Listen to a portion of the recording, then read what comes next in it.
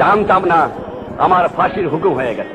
আমার ছেলের পাশে আমার জন্য কবর খোঁজা হয়েছিল।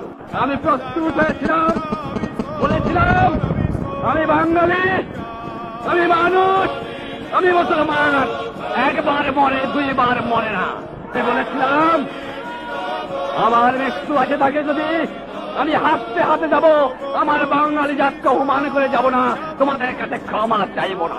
যাবার সময় বলে যাব জয় বাংলা, স্বাধীন বাংলা, বাঙালি আমার জাতি, বাংলা আমার ভাষা, বাংলার মাটি আমার স্থান।